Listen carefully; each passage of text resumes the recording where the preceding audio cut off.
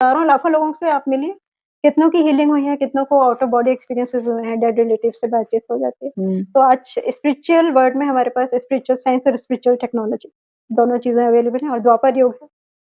Holi science के साथ तो हम लोग द्वापर युग में हैं, 1700 एडी से द्वापर युग स्टार्ट हो गया है। कलयुग जो था 1200 साल का खत्म हो चुका है, वो होली साइंस में पूरा है, उस पर हमने पीएमसी में 10 वीडियो इसी चीज़ पर पूरा बनाए बताए हैं।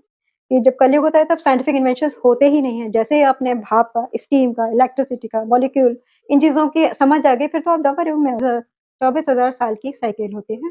12,000 असेंडिंग, 12,000 डिसेंडिंग। होली साइंस किताब में पूरा ये चीज़ लिखा है कि कलयुग जो है 4,32,000 साल का होता है, वो मिसकैलकुलेशन है और क्या गलती हुई है, ये सब चीज़ें होली साइंस में योगेश्वर गिरि जी ने महापौर बाबा जी की गाइडेंस में वो किताब लिखी थी 1894 में। कलयुग असेंडिंग आर्ट्स में है, 2,400 साल के बाद फिर हम जाएँगे त्रेता में और फिर उसके बाद सतयुग 4,600 साल का होगा।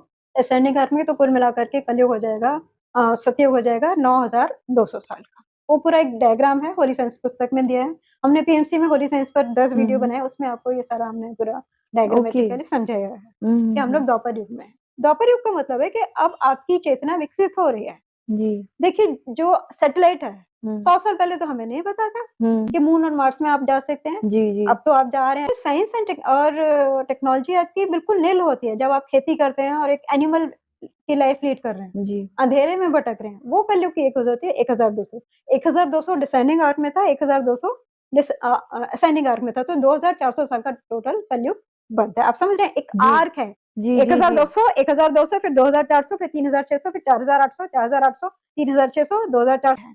और विष्णु नाभि क्या है, जो हम मंदिरों में देखते हैं ब्रह्मा जी जो है वो भगवान विष्णु, महाविष्णु की नाभि से कमल को कमल निकला है, में वो एक हाँ। स्थान है, जिसके चारों ओर सूर्य ऐसे परिक्रमा करता है 500 यानी 1000 चतुर्युग जो भगवद गीता में भगवान ने कहा है 1000 चतुर्युग ब्रह्मा का एक दिन 500 राउंड जब लगा लिए क्योंकि सूर्य भी एक अन्य सितारे के चारों ओर घूम रहा है। चक्कर लगाता है और हाँ। वही बात यहोवा में आई है कि सूर्य ऐसे 9 सूर्य 9 ग्रहों के साथ एक और स्टार की परिक्रमा कर रहे हैं। हाँ। साइंटिफिकली समझिए और उसका ऐसे है कि जो इक्विनॉक्स होता है, वो हुँ। एरीज़ में होता है, तब वो सतयुग होता है, जब इक्विनॉक्स सूरज का लिब्रा में होता है, तो वो फार्देस्ट पॉइंट है, वो हुँ। कलयुग का मैक्सिमम पीरियड हो गया।